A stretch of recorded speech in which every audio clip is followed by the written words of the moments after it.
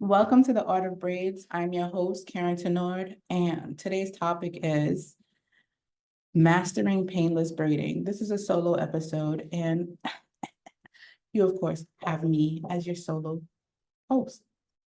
So I wanted to talk about the techniques for healthier hair and happy clients. And so when we talk about that, there are four main things in mastering painless braiding that you need to know as a stylist or as someone who might be getting their hair done when it comes to, is this person doing painless braiding on me, or am I doing painless braiding for said client, right? Let's get down it. It's a little sunny, so, but let's get into it. Okay, so you want to make sure you understand the scalp, right? The foundation of painless braiding is examining your client's scalp, what condition is that it is in, and basically providing the level of the importance of being like, okay, let's see what the scalp condition is. Is it healthy? Do it have some problems? Is there missing hair in certain places? There dandruff? If there's scars, those are very important things to know when you or handling anybody's scalp. Especially recognizing sensitivity spots. So most of the time, people's sensitive area is the top of the head, right? Right in the middle. We call it the crown, right? So if that person has a very sensitive part there, you're going to end up being extra careful around that area. And you're going to have to understand not every product goes with certain hair types or sensitive scalps, right? So you want to be mindful of that. Next is tension control. Tension. Yes, a little goes a long way. You can still create a firm base while you're braiding someone's hair without pulling and creating tension. So you want to do techniques that maintain even tension without causing discomfort. You want to make sure that you adjust your grip depending on the person. Some people are very, very sensitive. So even if you are light-handed, you still might have to get a little bit extra light just because of that person. Maybe they have never gotten their hair braided, or that particular style is going to be a little bit more on the tight side than usual. So you're going to end up having to be a little bit more patient, which will cause a little bit more time with that client. And then understanding the long-term, when the long-term effects or impact that excessive tension can have on the hair. So if you're doing a specific style with a client, over time, you want to suggest like, hey, do you want to give this a break? Maybe we want to switch out different parts, things like that. Just is the key to comfort and longevity, especially if you're trying to retain this client. Next, very important, client communication. Listening for comfort and building trust. So like when a client is with me and they get a little bit like they'll flinch a little bit, or you'll see from the side like they eye get a little squinty. Those are indications or nonverbal indications that something is wrong, something is tight, something is pulling.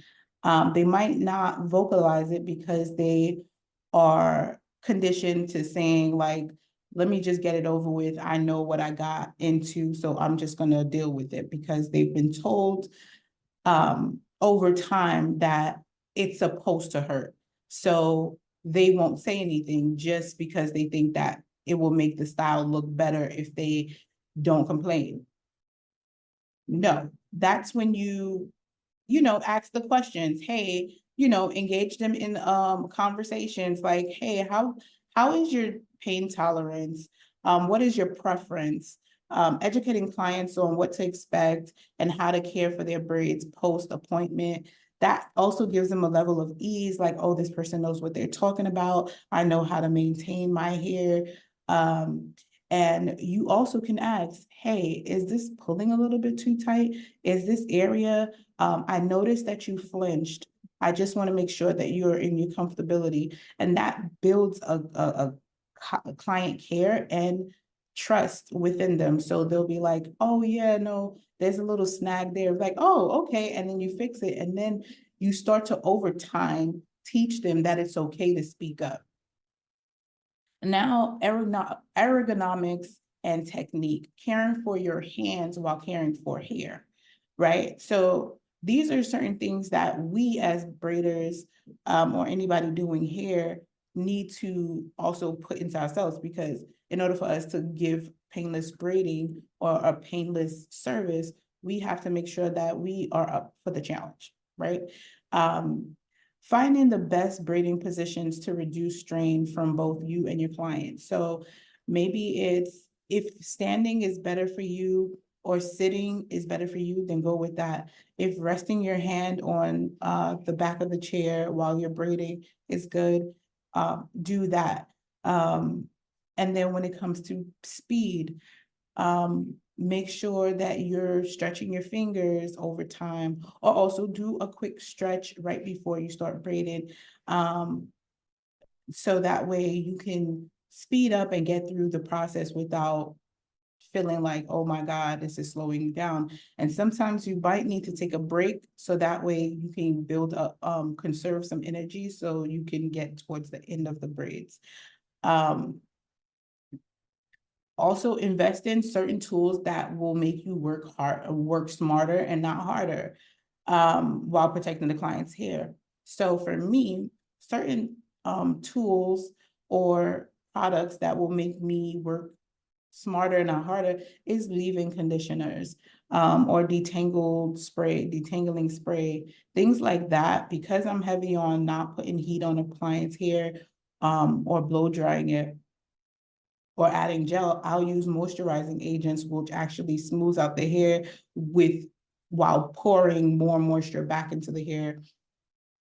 And then also allowing me to get through it a little bit smoother.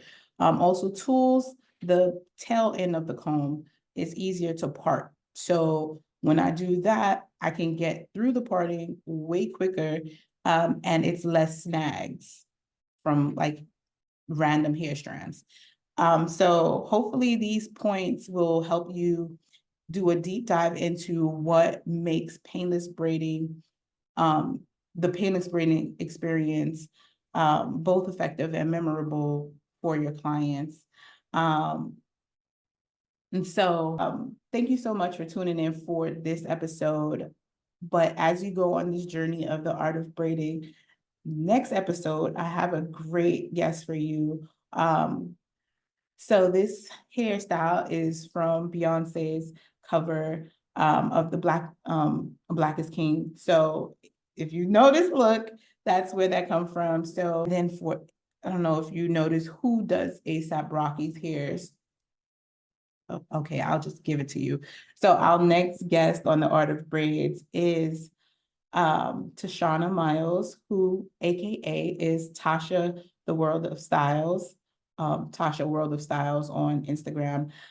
She's going to be talking about some amazing tips and her experience through braiding and hair care. So you're not going to want to miss this. And in the meantime, how did I do on this recreation of the Black is King look on Beyonce, that Tashana and a few other stylists were able to accomplish for that project?